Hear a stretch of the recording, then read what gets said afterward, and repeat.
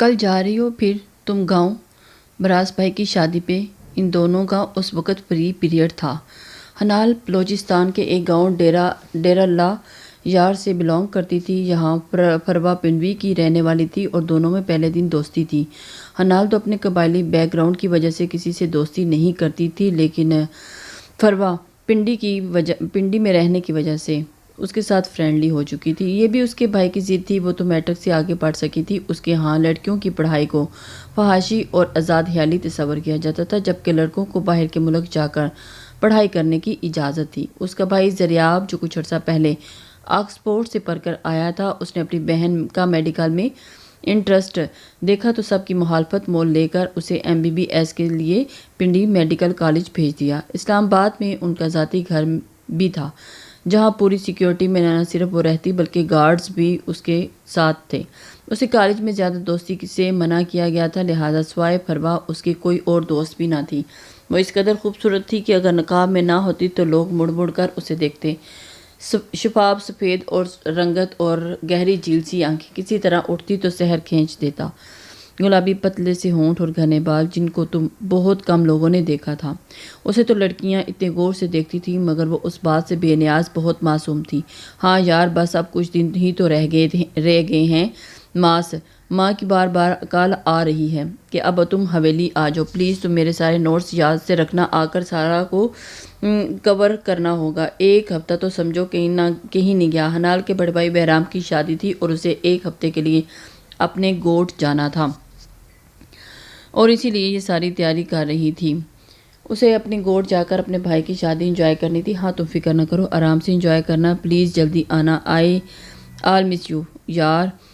فروا نے محبت سے اس کے گرد باہیں پھیلا کر اس کے کندھے پر سر رکھا تو ڈونٹ وری یو، جلدی آ جاؤں گی، اس نے محبت سے اس کے گالوں پر پیار کرتے ہوئے کہا۔ مگر کیا خبر تھی یہ ان کی آخری ملاقات ہوگی؟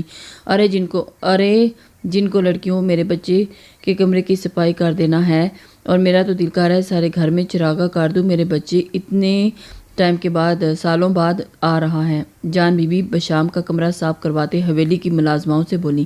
ان کا سب سے چھوٹا بیٹا بشام 5 سال بعد انگلینڈ سے واپس آ رہا تھا، اور پہلے اس نے وہاں گریجویشن کیا اور پھر آکسفورڈ میں بزنس میں ماسٹرز کر کے اپنے آبائی گاؤں ڈیرہ اللہ یار آ رہا تھا۔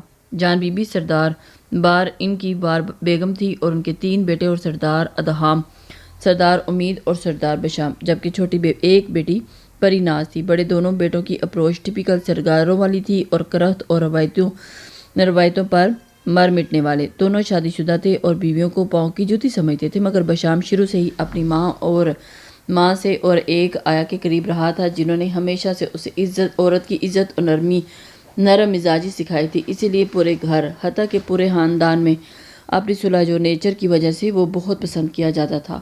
آج جب کہ وہ اتنے عرصے کے بعد وطن واپس آ رہا تھا تو ہر کوئی خوش تھا۔ سردار بہران کے 3 بھائیوں کی حویلی سے بھی ساتھ تھی اور سب ایک دوسرے کی حویلیوں میں آتے جاتے رہتے تھے، اور آج بھی گویا اس حویلی میں عید کا سماں تھا۔ بشام کی پسند کے کھانے بنائے جا رہے تھے۔ ارے کوئی پتہ کرو میرا بچہ کب تک آئے گا، مجھے تو یہ وقت گزارا ہی نہیں جا رہا۔ جان بی بی بار بار دلان کے چکر کاٹ رہی تھی۔ میں نے کال کی ہے براز کو، وہ کہتے ہیں کہ بس پہنچنے والے ہیں۔ ابھی پریزاد نے انہیں تسلی دے ہی رہی تھی کہ باہر سے گاڑیوں کی آواز آئی اور سب عورتیں چہرے ڈھانپے دلان میں آئی۔ جان بی بی کو لگا کہ لینڈ کروزر سے کوئی شہزادہ اترا ہے، اونچا لمبا کسرتی جسم، کالی شلوار قمیض پہنے، اسکن کلر کی چادر کندھوں پر ڈالے، ہلکی سی شیب بڑھی ہوئی تھی اور بہت ہی خوبصورت، آنکھوں پر گلاسز لگائے، پاؤں میں اپنے مخصوص علاقے کی چپل پہنے، اپنی مسمرائز کرنے والی مسکراہٹ سمیت چلتا ہوا جان بی بی کے پاس آ کر انہیں بازوؤں میں بھر لیا۔ وہ زاروں کے تار روتی اس کے چہرے اور ہاتھوں کو چوم رہی تھی۔ بی جان کیا ہوا؟ یہی حالت پریزاد کی تھی۔ وہ بار بار سب سے مل کر جان بی بی کے کندھے پر ہاتھ رکھے اندر بڑھا تھا۔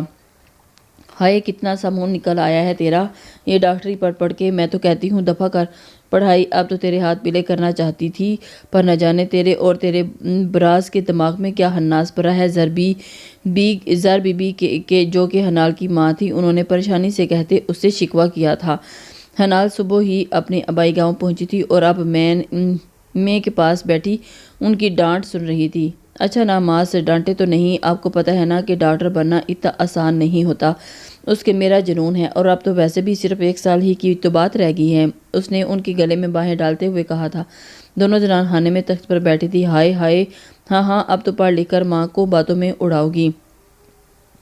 انہوں نے ہبکی سے اس کے ماتھے پر بوسہ دیتے ہوئے کہا تھا، ارے میری گڑیا آئی ہے۔ زریاب جو ابھی بھی زمینوں سے آیا تھا، ہنال کو دیکھ کر بے حد خوش ہوا تھا، وہ بھی بھائی کو دیکھ کر جلدی سے اٹھی اور سر پر پیار لیا تھا۔ دونوں بہن بھائی ایک دوسرے سے پیار بھری نظر سے باتیں کر رہے تھے۔ ہنال سردار حیات کی بیٹی تھی اور ان کے 3 بیٹے اور 2 بیٹیاں تھیں۔ سب سے بڑا بیٹا سردار سبزل اور دوسرا بہرام اور تیسرا زریاب تھا۔ بیٹی ایک ہنال اور دوسری پرویش تھی جس کی شادی ہو چکی تھی۔ بڑا بیٹا سبزل بھی شادی شدہ تھا اور اب بہرام کی شادی ہو رہی تھی اور بھرپور طریقے سے بھائی کی شادی میں حصہ لے رہی تھی۔ ہنال کو تو اندازہ ہی نہیں تھا کل سردار حیات کے بیٹے کی مہندی ہے، کون کون جائے گا۔ وہ سب اس وقت اپنے مخصوص انداز میں نیچے بیٹھ کر کھانا کھا رہے تھے۔ کھانے کے کمرے میں دیواروں کے جانب فلور کشن لگائے گئے تھے اور درمیان میں تپائی پر کھانا چنا ہوا تھا۔ بہت پڑھ لکھ کر بھی یہ لوگ اپنی روایات مخصوص کلچر کو نہیں بھولے تھے۔ حویلی کے اندر دنیا کی ہر سہولت موجود تھی۔ ابا میں تو نہیں جا سکوں گا، بہت تھکا ہوا ہوں، please I need some rest. کسی اور کے بولنے سے پہلے بشام نے جلدی سے کہا کیونکہ ابھی وہ اتنے ٹائم کے بعد گھر لوٹا تھا، سالوں کی تھکن اتارنا چاہتا تھا، لہٰذا اتنی جلدی اس کا کوئی ایکٹیویٹی میں انوالو ہونے کا کوئی موڈ نہیں تھا۔ اچھا ٹھیک ہے، تم ریسٹ کرنا، میرا خیال ہے عورتوں کو ادھام تم لے جانا، اور انہوں نے بڑے بیٹے کی ذمہ داری لگائی تھی اور وہ جی ہاں حضوری کرتا ہوا مان چکا تھا۔ ابا بہرام نے مجھے خصوصی طور پر محفل کا کہا ہے تو آپ امید سے کہیں گے کہ وہ بھی چلے، عورتوں کو واپس لے آئے گا۔ میں تو صبح تک آؤں گا۔ محفل کا مطلب رقص میں سرور کا پروگرام ہوتا ہے جو کہ ان کے ہاں لڑکے شادی میں ضرور کرتے ہیں۔ بشام نے افسوس سے اپنے بھائی کو دیکھا تھا۔ اپنی عورتوں کو 60 پردوں میں رکھنے والے دوسری عورت کو ناچتے دیکھنا فخر اور مردانگی سمجھتے تھے۔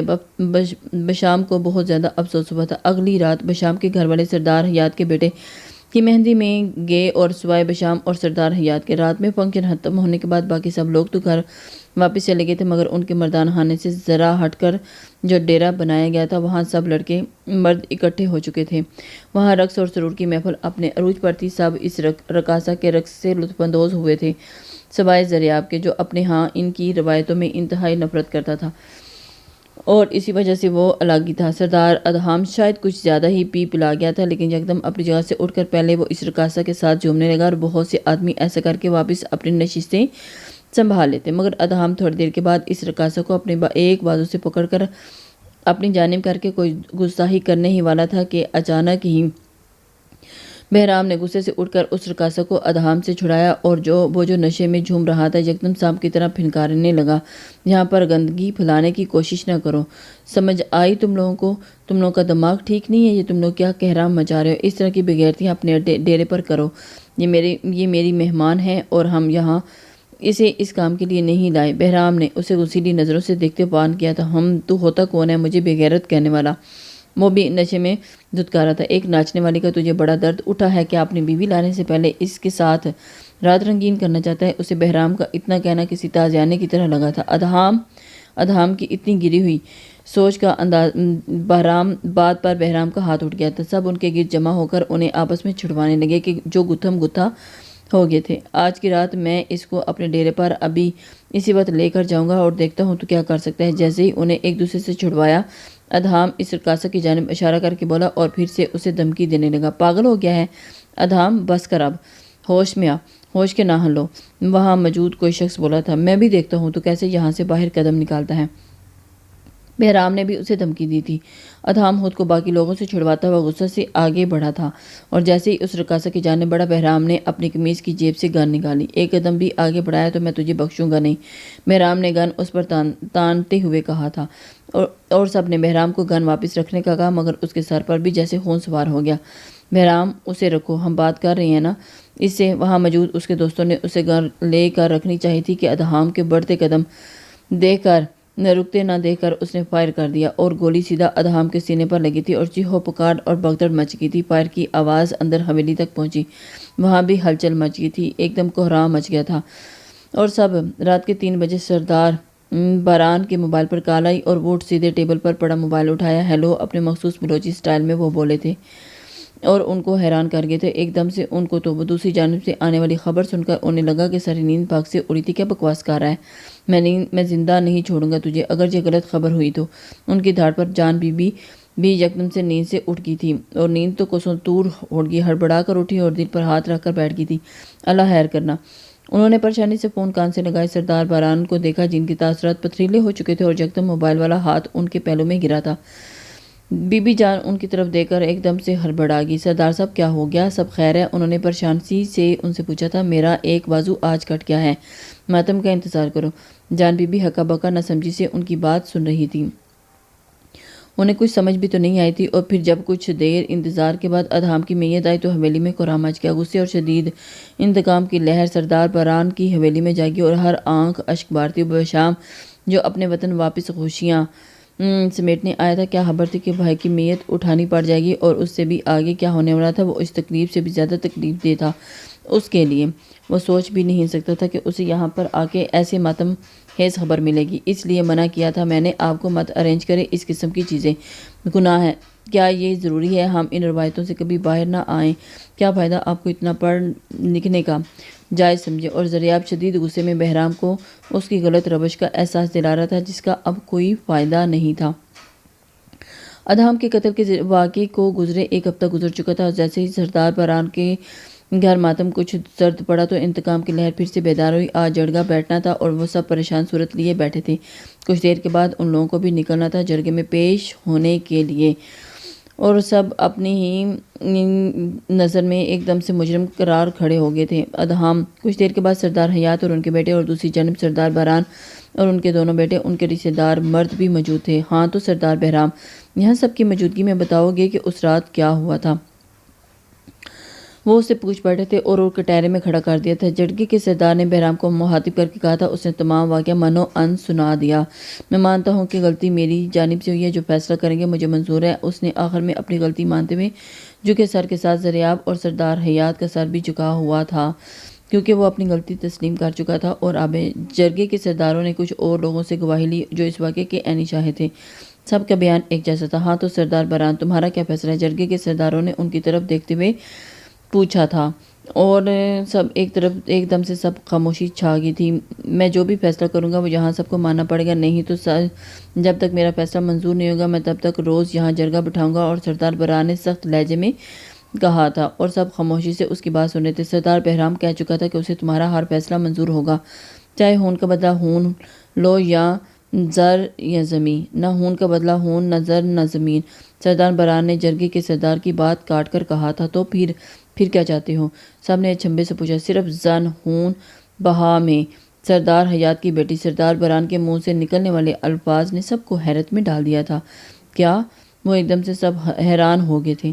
ذریعہ اور بشام نے جھٹکے سے سر اٹھا کر سردار باران کے چہرے کو دیکھا اور جہاں اپنے فیصلے سے پیچھے نہ ہٹنے کا عزم تھا اور آنکھوں میں انتقام تھا۔ ابا بشام نے حیرت اور بے یقینی سے انہیں دیکھا تھا اور اس فیصلے کا مقصد بہت اچھے سے سمجھتا تھا۔ ذریعہ کو تو لگا تھا کہ اس کے دل پر کسی نے کھنڈی چھری سے وار کیا ہو اور اس کی جان سے پیاری بہن۔ یہ کیسے ممکن ہے؟ ممکن ہو ہی نہیں سکتا۔ انتقامی فیصلے کی بھینٹ چڑھنے والی تھی۔ سردار تمہارا بیٹا کہہ چکا ہے کہ تمہیں ہر فیصلہ قبول ہوگا۔ سردار حیات کے کچھ بھی کہنے سے پہلے سردار باران نے اس کی بات کاٹ کر اسے بہرام کے الفاظ یاد کروا کر بہت کچھ باور کروا دیا تھا۔ وہ لاب پیچ کے رہ گئے تھے۔ لڑکی کو ابھی بلاؤ، ہم اسے یہیں سے لے کر جائیں گے۔ وہ اپنے الفاظ دہرانا پسند نہیں کر رہا تھا۔ یا اللہ میرے بچے کو بچا لینا، زر بی بی نے روتے ہوئے دعا مانگتے ہوئے کہا تھا۔ اور ماس آپ فکر نہ کریں، براز کو کچھ نہیں ہوگا انشاءاللہ۔ اور واقعی اسے کچھ نہیں ہوا تھا۔ کفارہ تو کسی اور بے قصور کو ادا کرنا پڑا تھا۔ جو بھی تھا اب وہ اپنی بات سے پیچھے نہیں ہٹ سکتے تھے اور انہوں نے یہ فیصلہ کر دیا تھا۔ اب انہیں کسی بھی صورت جرگے کا فیصلہ ماننا ہی تھا۔ ابھی تو وہ ایک دوسرے کو تسلی دے رہے تھے کہ فون کی بیل بجی۔ فون سردار سبزل کی بیوی نے اٹھایا جو اس گھر کی بڑی بہو تھی، اور فون پر ملنے والی خبر نے ان کے پاؤں کے نیچے سے زمین ہی کھینچ لی تھی۔ حنال سب کو بہت عزیز تھی اور وہ تھی محبت دینے والی اور لینے والی۔ بختاور نے آہستہ سے فون واپس رکھا۔ کیا ہوا بانو؟ دلہن کس کا فون تھا؟ اس کی طویل ہوتی وہ خاموشی نے وہاں سب موجودوں کو پریشان کے رشتہ دار عورتیں بھی جمع تھیں۔ بتائے نا، حنال نے گھبرا کر اس کا کندھا ہلایا۔ انہوں نے خون بہا میں ہمارے جگر کے ٹکڑے کو مانگ لیا ہے۔ اس کی کیا انہوں نے تمہیں مانگا ہے۔ حنال بختاور نے روتے ہوئے اسے اپنے ساتھ لگا لیا اور ایک اور قیامت ٹوٹی انسا پر۔ وہ اسے بھی لے جانا چاہتے ہیں۔ بھابھی نے اسے پیار کرتے ہوئے کہا تھا، کیا یہ کیسے ہو سکتا ہے؟ ایسے کیسے ممکن ہے؟ حنال، وہ جس کی قسمت کا فیصلہ ہو چکا تھا وہ تو شاور تھی۔ بھائی کی حیریت مانگتے یہ وہم و گمان میں بھی نہ تھا کہ وہ خود اس انتقام کی بھینٹ چڑھ جائے گی۔ کون اسے گلے لگا کر رو رہا تھا اور کس نے اسے چادر دی اور کب وہ گاڑی میں بیٹھ کر کب جھڑکے میں پہنچی تھی، وہ کچھ نہیں جانتی تھی۔ اسے تو کسی بات کا ہوش ہی نہیں رہا تھا۔ حنال، مشام نے بہت کوشش کی اپنے باپ کو اس فیصلے سے ہٹانے کی۔ آپ کیوں ایک بے گناہ کو اس میں گھسیٹ رہے ہیں؟ اس نے شدید غصے اور جھنجھلاہٹ سے انہیں کہا تھا۔ لیکن تمہیں میرا فیصلہ نامنظور ہے تو ابھی میرا ایک اور بیٹا زندہ ہے۔ شادی شدہ ہوا تو کیا ہوا؟ مرد کو 4 شادیاں جائز ہیں۔ ویسے بھی خون بہا میں آنے والیاں صرف انتقام پورا کرنے کے لیے ہوتی ہیں۔ رکھیل سے بھی گرے ہوئے درجے کی۔ وہ اپنے باپ کے منہ سے اتنے سپاک الفاظ سن کر ششدر رہ گیا تھا۔ اسے یقین نہیں آ رہا تھا کہ یہ وہی شخص ہے جس نے ہارورڈ سے تعلیم حاصل کی ہے اور اس کا بھائی، اور اسے بے بسی سے سر ہاتھوں پر گرا لیا تھا۔ جو شخص اپنی بیوی کو پاؤں کی جوتی سمجھتا تھا تو اس خون بہا میں آنے والی لڑکی کا کیا حال کرے گا؟ نہیں، وہ اسے اپنے بھائی کے نکاح میں نہیں جانے دے گا۔ یہی سوچ کر اس نے اپنے دل کو مضبوط بنایا اور سردار بران کو اپنی رضامندی دے دی، اور انہوں نے فخر سے اس کی پیٹھ تھپکی تھی اور وہ غصے سے اٹھتی ہوئی لہروں کو دبانے کے لیے چہرے دوسری جانب کیا تھا اور نظر سیدھی سے سامنے سے آتی کالی چادر میں لپٹے وجود پر پڑی تھی۔ زندہ لاش کسے کہتے ہیں؟ آج حنال کو دیکھ کر بہت سے لوگ جان گئے تھے۔ اسے خود محسوس ہو رہا تھا کہ اس کی سب حصے مر چکی ہیں۔ اسے اندر آتا دیکھ کر زریاب نے کرب سے آنکھیں بند کر لی تھیں۔ اسے اندازہ ہی نہیں تھا کہ یہ کیسا ظلم ہو گیا۔ سردار حیات نے آگے بڑھ کر اسے اپنے ساتھ بٹھایا اور سردار سبزل کی بھی حالت باقیوں سے کم نہ تھی، اور وہ جو اس سب کا ذمہ دار تھا سر جھکائے بیٹھا تھا۔ وہ سوچ بھی نہیں سکتا تھا۔ حنال نے خاموشی سے نکاح نامے پر سائن کیا اور اس کے باپ اور بھائیوں کی آنکھیں جلملا رہی تھیں جبکہ وہ بے جان بیٹھی تھی۔ زریاب تو باہر نکل کر جا چکا تھا اور جس بہن سے وہ شدید محبت کرتا تھا آج اسے موت کے منہ میں جاتا دیکھ نہیں سکتا تھا، اسی لیے خاموشی سے باہر نکل کے آ گیا تھا۔ جس وقت سردار بران نے چلنے کا کہا تھا بس اس وقت حنال کے بے جان وجود میں حرکت ہوئی تھی اور اس کے چہرہ بہرام کی جانب موڑ کر اس کے کندھے پر ہاتھ رکھ کر جو سر جھکائے اپنے آنسوں پر بند باندھنے کی کوشش کر رہا تھا اور اپنی سرخ ہوتی ہوئی آنکھوں سے اپنی اس معصوم بہن کو دیکھا تھا۔ ماس کا خیال رکھنا۔ اس نے بے اختیار اسے اپنے ساتھ لگا کر آنسو کو نکلنے دیا تھا اور پھر اس تسلی دی۔ آ گئی ہراپا۔ جیسے ہی وہ حویلی کے زنان خانے میں حنال کے ساتھ انٹر ہوا، اپنی نرم خوماس کے یہ الفاظ سن کر ششدر سا رہ گیا تھا۔ یہ کیسی باتیں کر رہے ہیں اور یہ کون سی کیا ہو گیا ہے؟ آپ سب کو انسان ہیں، یہ کیوں ایسے کر رہے ہیں؟ آپ اس قتل میں اس بے قصور کا کیا قصور کہاں سے نکلتا ہے؟ اور معاف کیجیے گا براز کے اس قتل میں صرف بہرام قصوروار نہیں ہے، ادہام نے بھی اس کو اکسایا تھا، اور وہ جو کب سے بڑا بیٹھا تھا آ کر پھٹ پڑا تھا، اور اس کا باپ اور بھائی جو پیچھے سے آ رہے تھے اس کی بات سن کر اور بھی غضبناک ہوئے تھے کہ ان کا اپنا بیٹا ہی اپنے بھائی کے بارے میں اس طرح کی بات کر رہا تھا۔ بشام جان بی بی نے بڑھ کر ایک زوردار تھپڑ اس کے بائیں گال پر مارا تھا اور ہکا بکا ماں کی شکل دیکھتا رہ گیا۔ شرم نہیں آتی اپنے مرے ہوئے بھائی کے لیے؟ ایسا کہتے وہ غصے سے چلائی تھی۔ شرم تو آتی ہے، معاف کیجیے گا مگر میں غلط کو صحیح نہیں کہوں گا، اور پھر بھی اپنی بات پر ڈٹا رہا، اس لیے تو میں نے حامی بھری تھی۔ سردار بران بھی اب غصے سے چلائے تھے۔ اچھا تو پھر ہاں کیوں؟ مجھ میں ابھی بھی انسانیت باقی ہے۔ اور اس نے آنکھوں میں آنکھیں ڈال کر کہا تھا، تو پھر دیکھ اب ہم کیا کرتے ہیں؟ انہوں نے اپنی سرخ آنکھیں اس کی آنکھوں میں ڈال کر کہا اور یکدم اس کے پاس کھڑی حنال کو بازو سے پکڑ کر زور سے دھکا مارا اور گھسیٹا اور پیر در پیر اسے تھپڑوں اور گھونسوں سے مارنے لگے، اور وہ جب گر گئی تو اسے پاؤں کی نوک پر رکھا۔ بشام کو لگا کہ اس کا دماغ پھٹ جائے گا، کیسی جہلیت ہے۔ ایک بات تو اسے سمجھ آ گئی کہ وہ جتنا اس لڑکی کی حمایت کرے گا اتنا ہی اس کے لیے زندگی تنگ ہوگی۔ وہ خود پر ضبط کرتا باہر نکل گیا۔ یا اللہ، یہ میرے گھر والے کیا ہیں؟ اسے تو خود بھی سمجھ نہیں آ رہی تھی۔ اس کو ابھی تک اپنی آنکھوں پر یقین نہیں آ رہا تھا کہ جو کچھ بھی اس نے تھوڑی دیر پہلے دیکھا تھا، 5 سال باہر گزار کر وہ یہی سوچتا تھا کہ اب یہاں کے لوگ سوچ بدل چکی ہوگی، اور مگر آج جو کچھ ہوا اس نے اسے بہت مایوس کیا تھا اور اس لیے وہ خاموش ہو گیا تھا۔ وہ لڑکی اس کی نظروں کے سامنے مر جائے گی جس کو بچانے کے لیے اس نے اپنی زندگی داؤ پر لگا دی۔ اے اللہ، اگر آپ نے اس لڑکی کے لیے میرے دل میں رحم ڈال کر اسے بچایا ہے تو میری مدد کیجیے گا، میں اسے یہاں سے نکال کر لے جانے کے لیے کامیاب بھی ہو جاؤں۔ اس نے شدت دل سے اللہ کو پکارا تھا، اور پھر اللہ سے بڑھ کر کون اپنے بندوں کے حال جان سکتا ہے اور محبت کرنے اور اسے بچانے والا رات میں جب وہ کمرے میں داخل ہوا تو ایک اور وجود اپنے کمرے میں دیکھ کر ٹھٹک گیا تھا جو زمین پر لیٹی سی سک رہی تھی۔ یکدم سے اسے خیال آیا، اندر آتا دیکھ کر سہم کر وہ اور بھی خود کو سمیٹنے لگی۔ اسے سر تا پاؤں تک خود کو چادر میں لپیٹا ہوا پایا تھا۔ وہ بے اختیار اس کی جانب بڑھا، قدموں کی آواز اپنی جانب آتے محسوس کر کے حنال کا دل سوکھے پتے کی طرح کانپنے لگا تھا۔ وہ اسے تسلی دینا چاہتا تھا۔ اس نے دو زانوں بیٹھ کر اسے پکارا، سنو! اس کے وجود میں کوئی ہلچل نہ دیکھ کر ایک دم بشام نے اس کے کندھے پر ہاتھ رکھا اور وہ تڑپ کر اٹھی اور اس کے چہرے سے بھی چادر ہٹ چکی تھی۔ جو چہرہ اس کے سامنے آیا وہ سوجا ہوا تھا اور ہونٹ پھٹے ہوئے تھے۔ وہ تو سوچ بھی نہیں سکتا تھا کہ اس کے ساتھ اتنا ظلم ہوگا۔ ماتھے پر بھی زخم بن چکا تھا اور اس کے چہرے کو دیکھ کر اسے جھرجھری آ گئی، جبکہ وہ بے خبر ڈری سہمی نظریں جھکائے بیٹھی تھی۔ بشام لب پینچتا ہوا تیزی سے اٹھا تھا اور جلدی سے فرسٹ ایڈ باکس لے کر آیا۔ اپنے کمرے سے نکل کر وہ نیچے پریزاد کے کمرے میں آیا اور دروازے پر نوک کر کے اندر داخل ہوا۔ اب اس وقت خیریت؟ اس نے بے اختیار گھڑی کی جانب دیکھا۔ رات کے 12:30 کا ٹائم تھا اور اسے اس وقت برف یا ٹھنڈا پانی؟ اس نے جلدی سے اسے پوچھا تھا۔ برف تو نہیں ہے، ٹھنڈا پانی ہے۔ اوکے، جلدی سے ایک باؤل میں لے کر میرے کمرے میں آؤ۔ اتنا کہہ کر وہ پلٹنے ہی والا تھا کہ پریزاد نے روکا تھا۔ اور پھر بھائی اسے کیا ہوا؟ اس نے پریشانی سے بھائی سے پوچھا تھا۔ وہ جسے آج جانور سمجھ کر مارا پیٹا گیا ہے نا، میرے خیال میں اللہ نے اسے انسان بنایا ہے اور اسے اس وقت کچھ ٹریٹمنٹ کی ضرورت ہے، اس نے اپنے غصے پر ضبط کرتے ہوئے اسے کہا تھا۔ دل تو کر رہا تھا کہ انہیں جھنجھوڑ کر رکھ دے جنہوں نے اتنی صفاقی کا مظاہرہ کیا ہے۔ وہ اپنے کمرے کی جانب بڑھا۔ سنو، آپ ادھر بیٹھ جاؤ پلیز، وہ اسے بہت نرمی سے پکار رہا تھا۔ بشام نے بیٹھ کے سامنے پڑے صوفے کی جانب دیکھا۔ حنال نے بے یقینی سے اسے دیکھا جو اسی کی جانب دیکھ رہا تھا۔ پلیز، اس کے دوبارہ کہنے پر وہ کانپتی ہوئی اٹھ کر اوپر بیٹھ گئی۔ کمرے میں ایک جہازی سائڈ بیڈ کمرے کے درمیان میں پڑا ہوا تھا اور پھر رکھا گیا تھا، اور جس کے سامنے بالکل سامنے صوفہ رکھا گیا تھا اور اوپر دیوار پر LCD نصب تھی۔ کمرے کے بائیں جانب چھوٹا سا کوریڈور تھا جس کے اختتام پر واش روم کا دروازہ تھا اور اس کے بائیں جانب ڈریسنگ روم تھا، اور بیڈ کے دائیں جانب رائٹنگ ٹیبل کے ساتھ کین پڑا ہوا تھا جس کے آگے گلاس بال اور اس میں باہر کی جانب دروازہ کھلتا تھا، اور صوفے کے ساتھ ڈریسنگ ٹیبل بھی رکھا ہوا تھا۔ بشام بھی اس کے متعلق کچھ پوچھنے ہی لگا تھا کہ پریزاد نہ کر کے اندر داخل ہوئی تھی اور بہت ہی آرام سے اس کے ہاتھ میں ایک ٹھنڈے پانی کا باؤل تھا اور دوسرے میں ٹاول۔ اندر آ کر حنال کے ساتھ صوفے پر بیٹھ کر اس کے چہرے کو ٹکور کرنے لگی۔ وہ ایک اور بشام ہی تو بس اس لڑکی کی تکلیف پر بل بلائے تھے۔ تمہیں تھوڑا درد ہوگا لیکن یہ بہت ضروری ہے ابھی تمہارے لیے۔ حنال کے منہ سے سسکاری نکلی تو پریزاد نے محبت سے اسے سمجھایا۔ ابھی وہ پوری طرح ٹکور بھی کر نہیں پائی تھی کہ ماں کی آواز پر کرنٹ کھا کر اٹھ کھڑی ہوئی تھی اور وہ اندر ہی اندر سے ڈر گئی تھی۔ اب اس کا برا حال ہونے والا تھا۔ براس، اب آپ یہ سب کرو، ماس کو پتہ چلا تو اس بیچاری کی شامت آ جانی ہے۔ وہ تیزی سے ٹکور کی چیزیں بیڈ کے نیچے رکھ کر باہر بھاگی تھی۔ بشام نے تیزی سے اٹھ کر دروازے کی کنڈی چڑھائی اور پھر حنال کا ہاتھ تھام کے بیڈ پر اپنے سامنے بٹھاتے ہوئے اس کے چہرے کی ٹکور کرنے لگا تھا۔ ابھی اس نے ٹاول اس کے چہرے پر رکھا ہی تھا کہ پیچھے سرکی تھی۔ وہ اس کی گھبراہٹ سے سمجھ گیا۔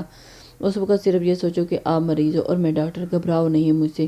بشام کے دھیمی انداز نے اسے کچھ تقویت دی تھی اور وہ اندر ہی اندر سہم رہی تھی۔ وہ حیرت سے اس مسیحا کو دیکھنے لگی کہ اسے اپنے بھائی کا کوئی غم نہیں تھا۔ شام میں بھی اس نے میری حمایت کی اور اب مجھ سے نفرت نہیں ہو رہی کیا؟ یہ خوب کیوں اتنی ہمدردی کا رہا ہے؟ وہ اپنی سوچوں میں گم تھی کہ بشام کی آواز سے خیالوں سے کھینچ لائی تھی۔ کیا نام ہے آپ کا؟ اس کی میٹھی آواز مگر گمبھیر آواز اسے بہت پیاری لگی تھی۔ ابھی تک وہ یہاں آ کر کرخت لہجے سن رہی تھی۔ حنال، مدھم سی آواز میں وہ بولی تھی۔ نائس نیم، ویری نیک، اور تیزی سے اپنی عادت بھی انگلش میں بولا گیا تھا۔ پتہ نہیں اسے سمجھ بھی آئی ہوگی کہ نہیں۔ یکدم اس نے سوچا کتنی عجیب بات تھی کہ اسے یہ بھی نہیں پتہ تھا کہ وہ اپنی بیوی کے بارے میں بالکل انجان تھا۔ جیسے بھی صحیح، بہرحال اب وہ اس کے نکاح میں تھی اور اس کی ذمہ داری تھی اور اس نے اس کا خیال بھی رکھنا تھا۔ اسے حنال کے بارے میں پتہ ہونا چاہیے تھا۔ اس کی بات پر اسے لگا تھا۔ وہ مسکرائی۔ کیا اسے انگلش سمجھ آئی؟ وہ حیران ہوا۔ How are you feeling now? اب کی بار اس نے جان بوجھ کر اسے انگلش میں پوچھا تھا تاکہ وہ جان سکے کہ اسے انگلش بولنی آئی۔ اس کا شک ٹھیک ہے یا غلط؟ بیٹر، حنال کے جواب نے اسے شک میں پریقین کی مہر لگا دی۔ ایجوکیشن کیا ہے آپ کی؟ اس نے مسلسل اس کے چہرے پر ٹکور کرتے ہوئے پوچھا تھا۔ MBBS کا لاسٹ ایئر تھا۔ اس نے کس قدر دکھ سے یہ جواب دیا تھا۔ پانی میں ٹاول ڈبوتا ہوا اس کا ہاتھ وہیں ساکت ہو گیا۔ اتنا ظلم! اس کے دل نے دہائی دی، پھر خاموشی سے ایک پین کلر اسے کھانے کے لیے دی اور اس کے زخموں پر آئنٹمنٹ لگائی، اور بشام کو بے حد ہمدردی تھی اس مظلوم لڑکی سے۔ اب نیچے نہیں لیٹو گی چاہو تو بیڈ پر سو جاؤ اور چاہو تو اس صوفے پر، اس سے پہلے کہ وہ اس کے واپس زمین پر بیٹھتی جو کہ فلی کارپیٹڈ تھا۔ بشام نے اسے ٹوکا۔ میں صوفے پر سو جاؤں گی، اس نے آہستہ سے کہا۔ اوکے۔ بشام نے اسے سنگل کوائلٹ لا کر دیا۔ وہ لیٹتے ہی لیٹ گئی تھی اور پھر آرام سے سونے کی کوشش کر رہی تھی، جبکہ وہ اس کے بارے میں سوچنے لگا۔ اس کے نقوش چونکہ سوجن کی وجہ سے واضح نہیں تھے، پھر بھی اسے اندازہ ہو گیا تھا وہ بہت خوبصورت ہے اور اس کا دل اب بھی پریشان تھا۔ آخر وہ کیسے اسے یہاں سے نکالے گا؟ وہ بس انہی سوچوں میں گم تھا۔ یہی سوچتے سوچتے اس کی کب آنکھ لگی وہ نہیں جانتا تھا۔ رات کے واقعات کے بعد صبح بھی جب اس کی آنکھ کھلی تو سر میں شدید درد تھا۔ جیسے ہی وہ بیڈ سے اٹھا اور اسے اپنے کمرے کا دروازہ دھڑ دھڑ دھڑ دھڑانے کی آواز آئی، حنال نے بھی یکدم گھبرا کر اٹھی اور فوراً زمین پر بیٹھ گئی۔ وہ کل رات ہی جان گئی تھی کہ یہ ہمدردی اسے صرف اس کمرے کی چار دیواری میں ملے گی، اور وہ بھی صرف ایک ہی شخص کے سامنے۔ اس کے علاوہ اس کے ساتھ کوئی ہمدردی ہونے والی نہیں ہے۔ بشام نے اس کی سمجھداری کو دل میں سراہا اور جیسے ہی بڑھ کر دروازہ کھولا تو سامنے جہانبی کھڑے دیکھا، جو شدید غصے میں تھی۔ بشام نے انہیں سلام کیا اور جہانبی بھی وہ سامنے سے ہٹاتی اندر آئی اور حنال کو کارپیٹ پر بیٹھے دیکھ کر انہیں کچھ تسلی ہوئی تو منہ ہاتھ دھو کر چل کے انہوں نے مڑ کے بشام کو دیکھتے ہوئے منظر سے ہٹایا، اور وہ جان گئی تھی کہ اسے ہمدردی کا بخار چڑھا ہے اور اسی وجہ سے وہ سارا جائزہ لینے آئی تھی، لہٰذا وہ اس کے سامنے اب حنال کو کچھ کہنا نہیں چاہتی تھی۔ تیری شادی کے بعد پہلی صبح نہیں ہے جو تو اتنے دن چڑھے تک سو رہی ہے، تو خون بہا میں آئی ہے، دماغ میں بٹھا لے اور فوراً نیچے مہرانی تجھ کو، تو کام پر لگاؤں میں۔ وہ غصے سے بولتی ہوئی جلدی سے باہر نکل گئی تھی اور اسے آرڈر سنا چکی تھی۔ انہوں نے بشام کے واش روم میں جاتے ہی غصے سے کہا تھا، اور بشام واش روم کے دروازے کے ساتھ کھڑا ان کی باتیں سن رہا تھا اور اسے اچھی طرح سے اندازہ ہو گیا تھا کہ کسی بھی سامنے اب حنال کے ساتھ ہمدردی نہیں کرنی تو اس کے لیے مشکلات کھڑی ہو جائیں گی۔ اگلے دن وہ صبح 5 بجے ہی اٹھ جاتی۔ کچن کی ساری ذمہ داری اس کے سر پر ڈال دی گئی تھی اور وہ خاموشی سے سارا کام کرنے لگی۔ پہلے دن جب وہ صبح چائے لے کر آئی تو امید نے پہلے سیپ لیتے ہی منہ دوسری طرف کر کے کلی کی۔ حنال تو تھر تھر کانپنے لگی۔ یہ چائے بنائی ہے تو نے اور اتنے ڈنڈے تیرے سر ہاتھ پر ماروں تاکہ ساری اکڑ بھول جائے گی۔ اس نے قہر برساتی نظروں سے حنال کو دیکھا اور پیالی اس کے قریب فرش پر زور سے دے ماری تھی۔ گرم چائے سے کے چھینٹے اس کے پاؤں پر گر کر انہیں جھلسا گئے تھے اور شدید تکلیف کا احساس ہوا تھا، لیکن وہ ایک دفعہ بھی نہیں اٹھ کر پائی۔ دفعہ ہو جو یہاں سے اور کھڑی میرا منہ کیا دیکھ رہی ہو؟ میرے کمرے میں میری کتنی ساری شرٹس ہیں، پریس کرو انہیں۔ اور یکدم بشام غصے سے اس پر دھاڑا۔ سب نے حیرت سے اسے دیکھا، جو کل تک اس کی حمایت میں سب بھلائے بیٹھا تھا، آج اس پہ دھاڑ رہا تھا۔ سردار حیات کے چہرے پر فخریہ مسکراہٹ چمکی تھی۔ آخر ہے تو سردار کا خون، انہوں نے دل میں سوچا، اور سب کے چہرے پر جیسے اطمینان چھلکا تھا۔ آخر اس نے اس کی وہی حیثیت مان لی جس کی وجہ سے وہ اس حویلی میں آئی تھی۔ حنال حیران ہوتی ایک دم سے اس کے کمرے کی جانب چل پڑی۔ کل تک تو جو ہمدردی جتا رہا تھا، آج وہ بھی ان ظالموں کی صف میں کھڑا ہو گیا تھا۔ وہ کیسے یہ بھول گئی تھی؟ وہ بھی انہی میں سے ایک تھا۔ وہ اپنی آنسو پوچھتی ہوئی چلتی جا رہی تھی، اور دیکھو وہ اندھی کہیں میرے کپڑے نہ خراب کر دے۔ وہ تیزی سے غصے سے کہتا ہوا اٹھ کھڑا ہوا تھا اور اپنی ہوشیاری سے اس نے دماغ چلایا تھا، اور اس کے یہ انداز دیکھ کر سب سے زیادہ بھی جان بی بی نے سکھ کا سانس لیا۔ جیسے ہی اس نے کمرے میں قدم رکھے تو اس کی توقع کے عین مطابق وہ رو رہی تھی۔ اسے کمرے میں آتا دیکھ کر وہ یکدم پریشانی سے اٹھی تھی۔ پریشانیوں اور مما، میں تو آپ کی شرٹ دیکھ رہی تھی، کہاں ہے؟ وہ جلدی سے اپنی صفائی میں بولی تھی۔ مبادہ اب یہ ڈھنگ کر نہ رکھ دے، جلدی سے اپنا پاؤں دکھاؤ۔ اس نے حنال کی طرف دیکھتا وہ کہتا اس کے قریب آیا، جو اپنی جگہ کھڑی ہوئی ہوگی تھی، اور اس کے اتنے نرم لہجے پر حیران ہوگی۔ یا اللہ، یہ شخص مجھے پاگل کر دے گا۔ اس نے بے بسی سے یہ کیا کہہ رہا ہوں میں، سنائی نہیں دیا؟ ایک تو وہ بہت بمشکل اس کے زخم پہ مرہم لگانے آیا تھا اور وہ تھی کہ ٹس سے مس نہیں ہو رہی تھی۔ اس نے گھور کر اسے دیکھا اور ہاتھ پکڑ کر صوفے پر بٹھایا۔ آپ یہ کیوں کر رہے ہیں؟ آپ تو غصے تھے مجھ پر۔ آخر وہ حیرانی سے اس سے شیئر کر کے ڈرتے ڈرتے بولی تھی۔ ہاں غصہ تھا۔ وہ اس کے ڈرے سے ہمیں انداز پر یکدم مسکرایا تھا اور پھر جھک کر اس کے پاؤں پر مرہم لگانے لگا۔ بس یہ سمجھ لو کہ یہ سب بہت ضروری ہے ہم دونوں کے لیے۔ میں اس کمرے میں سے باہر فی الحال آپ کے ساتھ سخت گیر ہی رہوں گا، اور کمرے کے اندر ایسا جیسے میں ہوں، کیونکہ کس کے لیے جیسے سوال مت کرنا۔ اوکے۔ اور اس کے پاؤں پر مرہم لگاتے اس نے اسے سمجھانے کی کوشش کی، جو کسی حد تک اس نے گرہ سے باندھ لی تھی۔ ہیلو، ہاں یار، آفس کا کتنا کام پینڈنگ ہے؟ اچھا گریٹ، بس ٹھیک، میں پرسوں جوائننگ دے رہا ہوں۔ نہیں ابھی بتایا نہیں؟ آج ہی بتا کر کل نکل پڑتا ہوں۔ بشام اپنے دوست سے بات کر رہا تھا۔ وہ کبھی بھی جاگیروں اور زمینوں کے کام میں انٹرسٹڈ نہیں رہا تھا، لہٰذا اس نے پاکستان آنے سے پہلے ہی اپنے ایک دوست کے ساتھ مل کر اپنا ایک بزنس کرنے کا پلان کر لیا تھا۔ آفس کھولنے اور سٹاف کو رکھنے کا سب کام اس کے سپرد کیا تھا، اور گھر میں کسی کو نہیں بتایا تھا۔ اسے پتا تھا کہ اگر پہلے ہی ڈسکس کر لیتا تو کسی نے اس کی چلنے نہیں دینی تھی، اسی لیے وہ ہر کام مکمل کر کے ہی انہیں بتانا چاہتا تھا۔ اسے اندازہ تھا کہ اسے باتیں سنائیں گے سب، مگر وہ ہمیشہ اپنی لائف کا ہر ڈیسیژن خود سے ہی لے کر وہ پکا کام کر کے انہیں بتاتا تھا، پھر کوئی زیادہ مخالفت نہیں کرتے تھے اور اس کی بات مان لی جاتی تھی۔ اب حنال کی وجہ سے اس کے لیے ناگزیر ہو گیا تھا حویلی میں رہنا۔ اس نے اپنا رویہ بھی اس لیے بدلا تھا تاکہ سب کو یہ باور کروائے کہ وہ بھی حنال کو جوتی کی نوک پر رکھتا ہے، اور اس طرح وہ اسے ملازمہ بنا کر لے جانے میں کامیاب ہو جاتا۔ اسی وجہ سے اس نے اس کے ساتھ ایسا بہیو رکھا تھا۔ ابا مجھے اسلام آباد والی کوٹھی میں جانا ہے، کل وہاں کی صفائی وغیرہ کا انتظام کروا دیں۔ شام میں جب سب اکٹھے بیٹھے تو اس نے بات کرنی مناسب سمجھی تھی، اور اس نے اپنی بات ان کو کیوں خیریت سردار بران نے حیرت سے پوچھا تھا۔ میں باہر سے بزنس کی ڈگری زمینوں پر ضائع کرنے کے لیے نہیں لے کر آیا، مجھے اپنا بزنس کرنا ہے اور ایک دوست کے ساتھ مل کر سب انتظام پاکستان آنے سے پہلے کروا چکا ہوں، سب کچھ ریڈی ہے، بس اب مجھے وہاں پہ جوائننگ دینی ہے۔ اور اس نے ساری بات کلیئر کی تھی۔ یہ ہے ہی شروع سے الٹی کھوپڑی کا چٹا جا کے لوگوں کی جوتیاں چاٹ، اتنا پیسہ ہے یہاں راج کر، مگر نہیں، تو نے تو شروع سے ہی وہی کیا جس میں میں نے مخالفت کی اور اپنے دل کی کرنی تھی۔ اس کے علاوہ انہوں نے گرجتے ہوئے بھڑاس نکالی تھی۔ وہ جانتے تھے کہ ان کی مخالفت کرنے کا کوئی فائدہ نہیں، جتنا وہ کہیں گے اتنا ہی وہ اپنی بات پر ڈٹا رہے گا، اسی لیے انہوں نے زیادہ پس و پیش نہیں کی، اور ویسے بھی یہاں رہ کر ان کی ہر بات سے مخالفت کر کے اسے بہتر ہے کہ اس کا خون ہی جلانا تھا، اس لیے انہیں بھی بہتر لگا کہ وہ جیسے چاہتا ہے ویسے ہی کرے۔ اور مجھے یہاں سے کچھ ملازم چاہیے، زمرد، رحمت بوا اور اسے کام ذات حنال کو بھی لے کر جاؤں گا تاکہ اسے ہمہ وقت جوتی کی نوک پر رکھ سکوں اور اس کی حیثیت باور کرواتا رہوں۔ اس نے اتنی نفرت سے اس کا ذکر کیا کہ کسی کو اس پر شک نہیں ہو سکا۔ ہاں لے جا، ہم نے اس کا اچار ڈالنا ہے۔ سب اس کی سوچ کی حمایت کی اور اس نے دل میں شکر ادا کیا تھا، چلو اس کی جان بچ گئی۔ وہ بھی اپنی ذات کا ایک ہی تھا، ذرا اسے میرے پاس کبھی جو میری کوئی کام کر دے، ٹھیٹ کہیں گرنا ہو تو تھکا ہوا ٹانگیں دبوانی ہے۔ میں نے اسے وہ آتے ہی اسے کچن میں کام کرتا ہوا دیکھ چکا تھا، اور جیسے جیسے اس کے چہرے کی سوجن ختم ہوتی جا رہی تھی، اس کا پریوں جیسا چہرہ پر نظر نہیں ہٹ رہی تھی اور اس کی خوبصورتی کا ٹھیک ٹھاک اندازہ ہو چکا تھا، مگر ابھی بھی اس کے دل میں صرف ہمدردی کا جذبہ تھا حنال کے لیے۔ اس وقت بھی وہ چاہتا تھا کہ تھوڑی دیر ریسٹ کر لے۔ باہر تو اس کے چہرے سے چادر ہٹانے کی اجازت نہیں تھی، مگر کمرے میں آ کر بشام اسے پوری آزادی سے دیکھ بھی سکتا تھا اور دیتا تھا، مگر وہ اللہ کی بندی ہمہ وقت دوپٹہ اوڑھے رہتی تھی۔ حنال جان بی بی نے بیٹے کی فریاد پر غصے سے تڑپ کر اسے پکارا تھا، جی وہ کب کپاتے ہوئے آئی، اور تجھے بشام نظر نہیں آتا؟ کیوں تو اس کا کوئی کام نہیں کرتی ڈھنگ سے؟ تجھے شرم نہیں آتی؟ جا اس کے ساتھ اور ٹانگیں دبا، اس کی مہرانی کہیں کی، اور سن تو نے کل اس کے ساتھ اسلام آباد جانا ہے، اب تو وہی رہے گی، اگر میرے بیٹے کی خدمت میں کوئی کمی آئی تو تیرا حشر کر دوں گی۔ اب جا۔ اس کے پیچھے وہ جو اس کے اندر آتا دیکھ کر اپنے کمرے میں چلا گیا تھا، جانتا تھا اس کی عزت افزائی ہوگی۔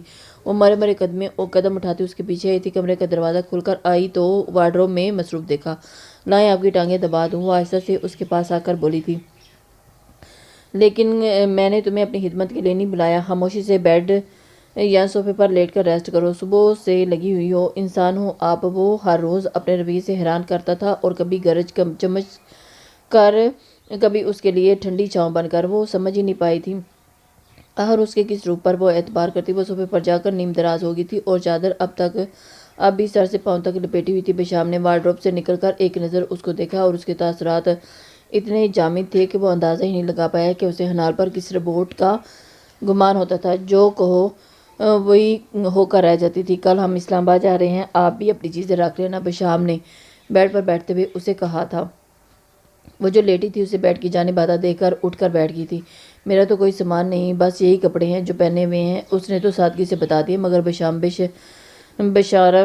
بے شرمندہ ہوا تھا۔ واقعی جس دن سے آئی تھی اس نے یہ ایک ہی جوڑا پہن رکھا تھا، یہاں تو وہ اس کے لیے آئی تھی اور پھر کچھ نہیں لا سکتا تھا۔ کل جاتے ساتھ ہی پہلا کام اس کے لیے شاپنگ کا کرنا تھا، اور اس نے دل میں سوچا تھا اگلا دن ناشتہ کرتے ساتھ ہی وہ اسلام آباد کے لیے نکل چکے تھے، اور پھر اس نے اپنے دل میں ہی سوچ لیا تھا، کھڑے کھڑے پہاڑی علاقے سے نکل کر جیسے ہی ہموار سڑک آئی، بشام نے ڈرائیور کو ہٹا کر گاڑی خود چلانی شروع کر دی تھی، اور اب وہ بشام نے بیک ویو مرر سے حنال کو دیکھا جو بے تاثر نظروں سے باہر گزرتے منظر کو دیکھ رہی تھی۔ اس کی ان برنگ آنکھوں کو دیکھ کر نہ جانے اسے اتنی تکلیف محسوس ہو رہی تھی۔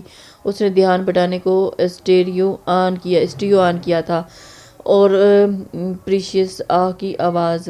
I was a little girl alone and fed my house guest bark and leaves and luggage in my good answer in silent review. I said a prayer and fell asleep. I had a dream that I could fly from the highest tree. I had a dream.